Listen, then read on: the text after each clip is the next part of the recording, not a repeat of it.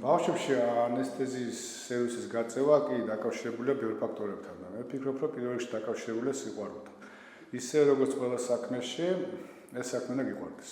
თუ არ გიყვარს ბავშვებთან თამაში, იგივე ელემენტარულად პამპერსის გამოცვლა, მათი დაჯუჯნა და ასე შემდეგ, ცოტა რთულია შეგიყვარდეს ეს საქმე, რომელიც საბურძემში შენს პროფესიად იქცევა. პირველი შეხების წერტილი ეს არის მშობლის თვალები. როცა შენ შედიხარ პალატაში, შედიხარ განყოფილებაში და პირველში შენ ესაუბრებ მშობელს, რომ შენ გაგყავს მისი პატარა, მისი ანგელოზი და მისი სამყარო საოპერაციოდ.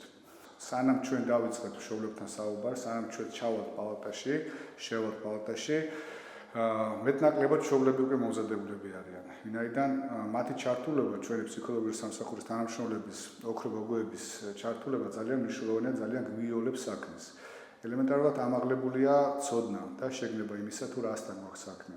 თუ პაციენტის ასაკი იმისთან, რომ მასთან კომუნიკაცია სათამაშოებით ყარდება და ეს არ არის შვილი ბავშვი, ბავშვმაც იცის, რომ მას შეიძლება ექიმა ნემსი გაუკეთოს, მას შეიძლება რაღაცა ინჰალაცია გაუკეთოს და პატარა როდესაც მიყვავს საოპერაციაში ყოველთვის, ერთი წლიდან ზევით ასაკში, თუ პაციენტს სურვილი აქვს, მისი მშობელი მის გვერდით არის. ის მონაწილეობს იმ პროცესში, რასაც ანესთეზია ქვია. რა საქმეა საწყის ეტაპებში.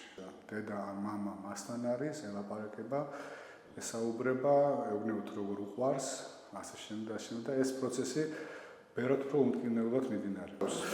ძალიან სახალისო ერთი ისტორია, როდესაც ასე ვთქვათ, ეს სფერო ვითარდება, ბევრი პრობლემა ილახება და უცბად მე შევდივარ დაწესებულების ხელმძღვანელთან და ვეუბნები, რომ მე მჭირდება მანქანა, რომელიც დადის დისტანციური მართვის პულტით.